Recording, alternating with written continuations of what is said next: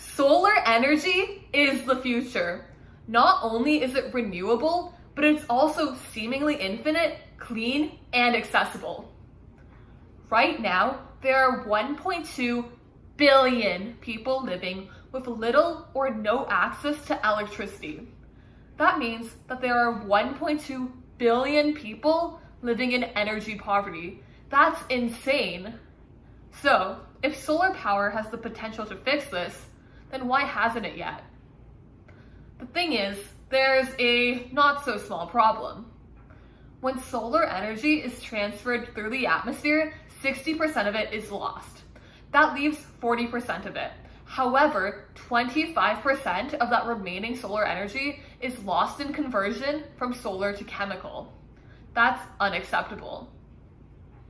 I've been thinking into how we can fix this, because if we can revolutionize energy, especially clean energy, then we can revolutionize the world. For this, I propose using silicon nanowires. Currently, modern solar cells have an efficiency limit of 33.7%, according to the Shockley-Queisser limit. So, how do we get around the Shockley-Queisser limit? Well, the thing is, that isn't necessarily concrete. In fact, if we change the materials that the semiconductor is made with, we can increase the PCE, or power conversion efficiency. This ratio is optimized when the diffusion length of the wire is smaller than its thickness. And silicon does this very well.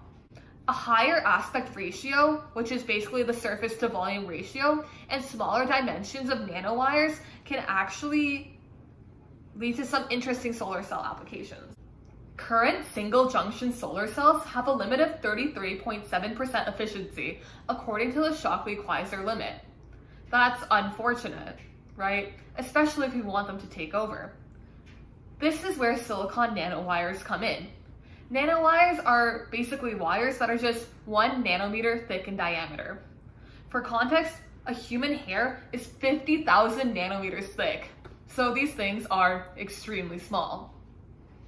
Silicon nanowires are semi-conductor nanowires. They're made from taking this silicon precursor and either etching a solid through it to make it a silicon nanowire, or by using a chemical vapor to catalyze its growth.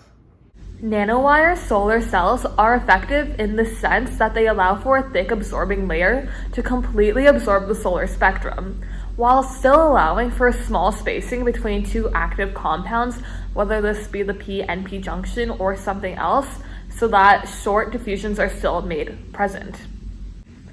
In order to build these silicon nanowire-based solar cells, we first need to take an N-type zinc oxide nanowire and coat it in a layer of P-type copper oxide nanoparticles. The thing is, this solar cell won't actually work until we add a blocking layer of titanium oxide. Silicon nanowires are insane. Not only do they increase the efficiency and pass the Shockley-Queisser limit, but they also drive down the cost. I mean, who wouldn't want to use these? In the beginning of this video, I mentioned that there were 1.2 billion people living in energy poverty. Imagine the ways that their lives would improve if they had access to electricity. The first step in revolutionizing energy is actually obtaining it, and that's why we need to use silicon nanowires. It is from there that we will be able to improve the lives of so many people, literally impact billions, and I think that's absolutely crazy, and something that needs to be done.